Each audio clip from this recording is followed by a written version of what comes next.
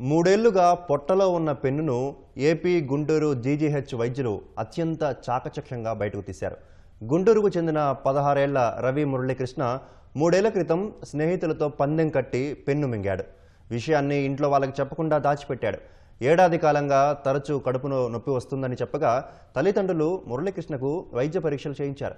Gannavaram private ఆసుపత్రిలో వైద్యులు మురళీకృష్ణ పేగు లోపల సమస్య ఉన్నట్లు గుర్తించి చికిత్స కోసం జీజీహెచ్కు వెళ్లాలని సూచించారు. ఈ నెల 27న చికిత్స కోసం జీజీహెచ్కు వెళ్లగా గ్యాస్ట్రో ఎంట్రాలజిస్టులు పరీక్ష చేసి పొట్టలో ఉన్న పెన్నును ఉన్నట్లు నిర్ధారించారు. ఆపరేషన్ లేకుండానే ఎండోస్కోపీ ద్వారా విజయవంతంగా మురళీకృష్ణ పెద్ద పేగు నుంచి పెన్నును బయటకు తీశారు. రెట్రోగ్రేడ్ ఎంట్రోస్కోపీ విత్ ఓవర్ ట్యూబ్తో సర్జరీతో పని లేకుండా పెద్ద పేగు నుంచి పెన్నును తొలగించామని వైద్యులు వెల్లడించారు. మిగతా లోపలికి వెళ్ళిపోయింది, ఇంకా తీయడానికి రాలేదు. నువ్వు బెట్టు కట్టావా వాడు బెట్టు కట్టాడా? అంటే మరి నువ్వు గొంతులో ఎందుకు వేయించుకున్నావు? వాడు వేయించుకోవాలి కదా.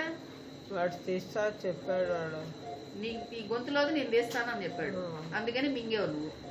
ఏం బెట్టు కట్టారు మీరు? 50 రూపీస్. 50 రూపీసా? ఎన్ని సంవత్సరాలు అయింది? 3 years. 3 years అయిందా? ఏ క్లాస్ చదువుతున్నప్పుడు? ఇప్పుడు ఏం చెప్తున్నావు? మింగిన తర్వాత ఇంట్లో చెప్పలేదా?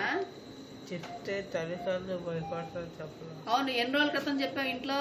డిసెంబర్ 18. అంతకుముందు లేదా నొప్పి? అసలు లేదు. అంతకుముందు ఎప్పుడు భరించా చెప్పలేకపోయా.